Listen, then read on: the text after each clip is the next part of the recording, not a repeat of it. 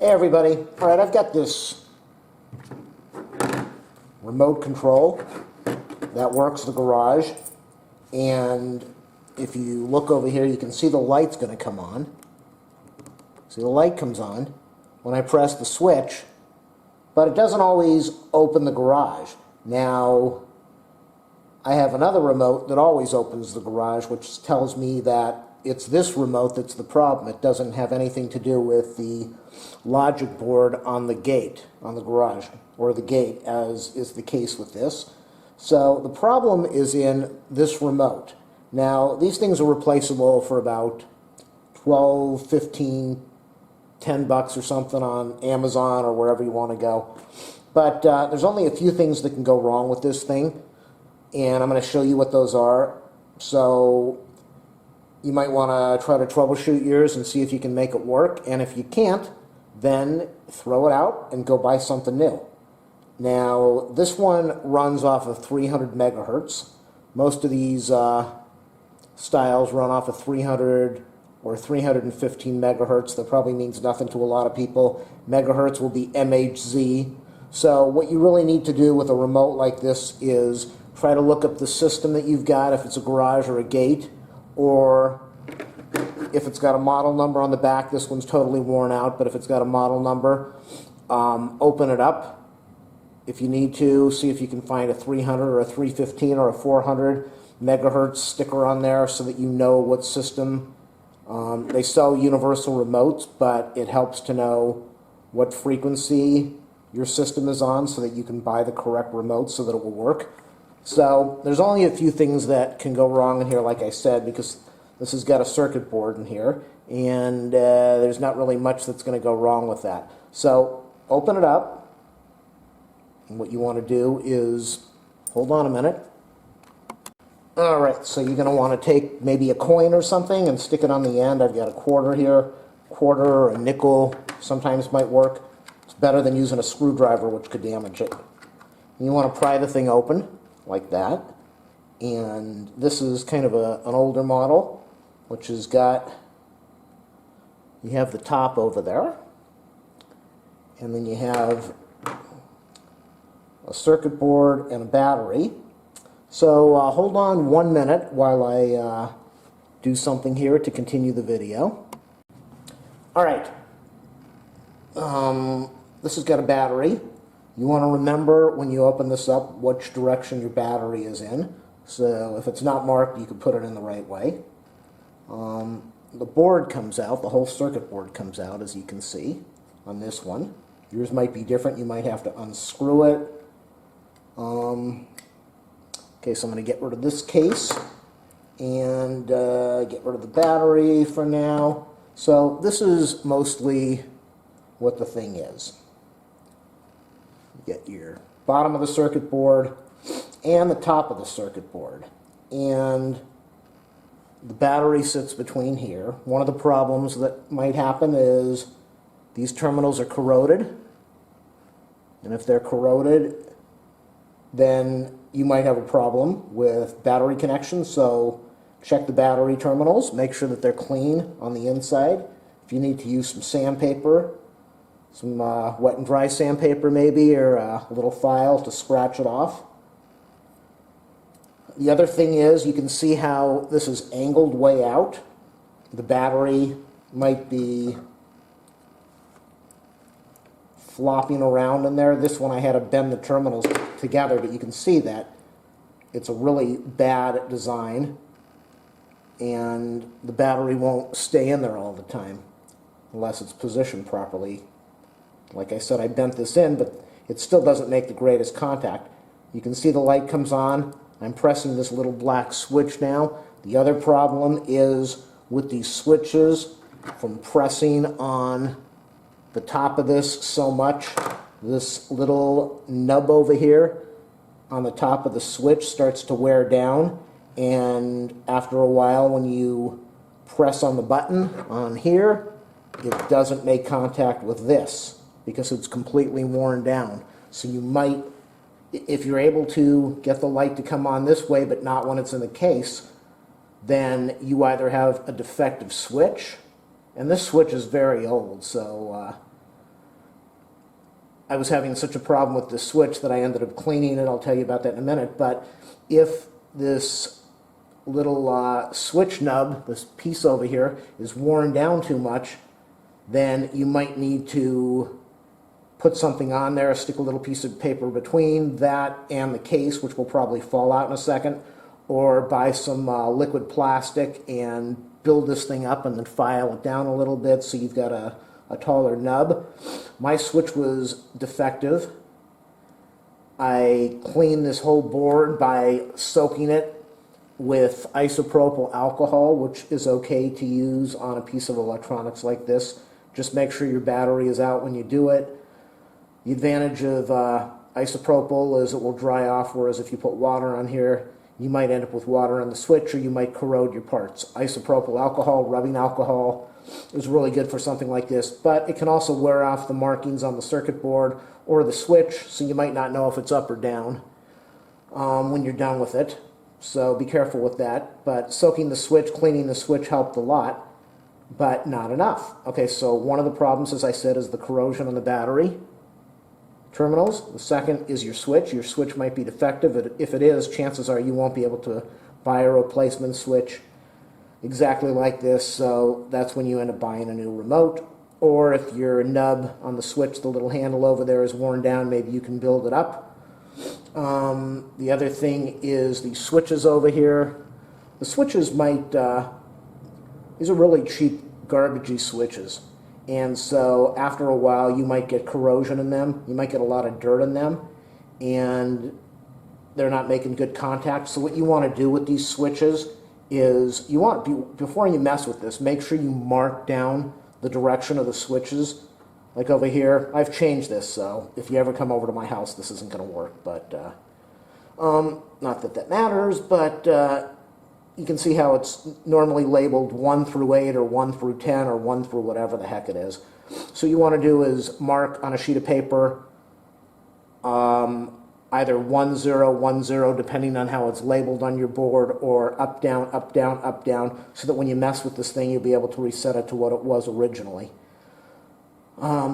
So what you want to do, the third thing you can do is you can take each one of these switches, get a little bit of isopropyl alcohol in there to try to get in there and clean the contacts, or you can use some switch contact cleaner, which is really isopropyl alcohol.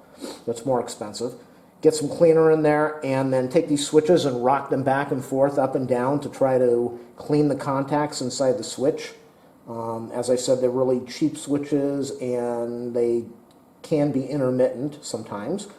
So battery terminals, check the switch over here, make sure it's working right, make sure it's not wobbling around or loose and causing your remote not to work. And then check these switches here, rock them back and forth a little bit, make sure that go up, down, up, down, up, down. Try to clean the contacts, remove some corrosion inside there by doing that, if that is the problem. And then the third and final thing, which most people aren't going to be messing with, like you can see here, my thing works, but I don't know why I'm not getting the door to open all the time. And the only thing that it could be is there's corrosion in these switches, and so I'm not sending out the correct signal, or maybe I've got a bad connection on the board. And if you know how to solder, most people don't, but if you have a good hand with soldering and you have a very tiny soldering iron, not one of those big things that most people have, and you want to go on the bottom of the board and reflow the solder on all of these connections, or make sure, hopefully you got a microscope. If you don't, you're probably wasting your time, unless you have a visor. But if you're good with soldering, you might want to heat those connections up and reflow it and see if that makes the remote work. If it does, good for you. If it doesn't, you've done just about everything you can do to fix this thing, and it's time to go out and buy a new one. So that is how you try to fix a remote control for your garage or your gate or something you've got at home. Fairly basic. There's not really a lot that you can do. It's the battery contacts, it's the switch contacts, it's the switch contacts, it's the soldering on the board, and if none of that works, time to buy a new one.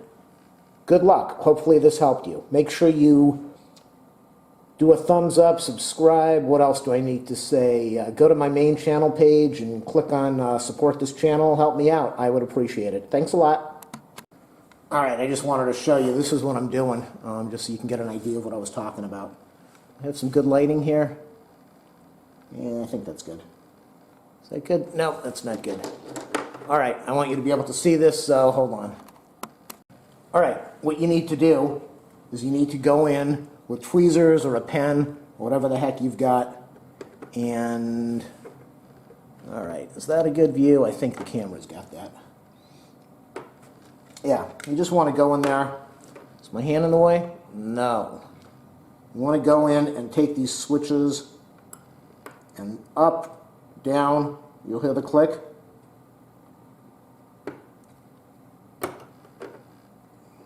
My hand's kind of in the way. It's difficult to show this. I think that's showing. No, the light's not good. There we go. You just want to rock these switches back and forth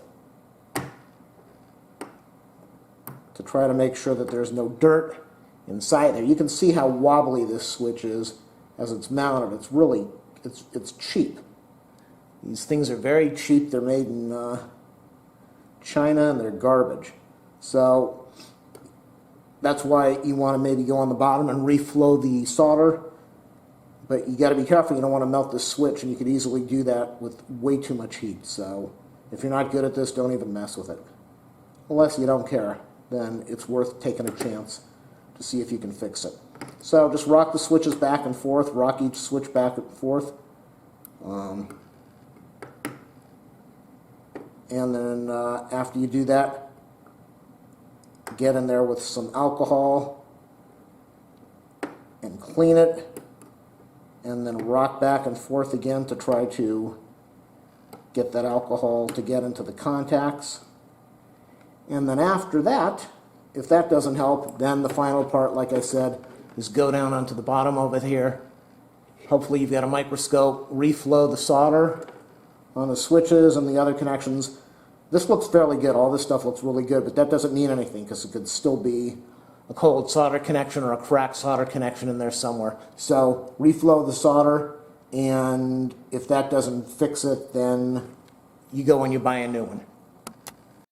And here is the final step where I go in there with a little bit of solder. Hopefully the angle of my camera is good for this. And oh, my hand's in the way. That always happens with this type of thing. Well, that's not good. I want this to be good so that you can learn from it. So let me position this the right way, and I'll be back. Okay, I think that's a little better. The soldering iron's way too hot. We're down to about 700 degrees or so. And then you just, I really should have this taped down, but you go to all these connections and you heat them up. Yeah, this is really crappy solder. I can see it because as I'm melting it, it doesn't really want to melt properly. So you just want to go over there and reflow the solder on everything and see if you can clean things up a little bit and make it work. All right, I thought the video was going to be done, but I'm pretty excited. It's like freezing over here. It's probably in the 40s in Los Angeles, our coldest winter ever. And after I finish this thing, let me just say I used this remote yesterday, and I always have to stand right in front of the gate for it to open. And I have to keep pressing and pressing and pressing, and maybe it will open. Usually it does, but it takes forever.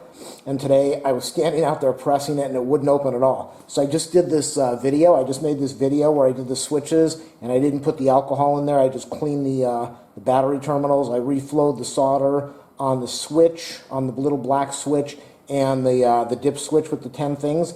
And I wanted to see if it was going to work. I didn't think it would because this thing's never worked. And I went outside and I stood about, probably like 50 feet away, and I pressed the button and the gate opened, and I thought, there is no way that this is working. I was all excited, but I'm not feeling really good, and it's freezing out there, but I wanted to see, is this really real? So I went to another gate, and I stood, that gate you've got to be right on top of it because they block the sensor, but I stood about 30 feet away from that, and I pressed the button and it worked. So yeah, this video that I just showed, that I just made for you, this is total. You can even hear it in my voice. This is totally awesome. I don't believe it was cleaning the battery terminals because those were clean. I've done that before. I don't know if it was cleaning the switches with alcohol because I did that before and I was still having a problem. But rocking the switches back and forth like I did tonight in the video, and then seating them, making sure that I heard them click and pop in place, that could have been the fix, or flowing the solder on the center black switch and that little dip switch with all the connections on it, the little white tabs on there, and flowing the solder on all the other connections on the board. So yeah, this video is totally awesome, and it did work, so I don't have to go out and spend $12-15 buying a new one, and hopefully this is going to help you repair your own remote. Okay, that's it. Awesome, awesome. I'm a happy guy.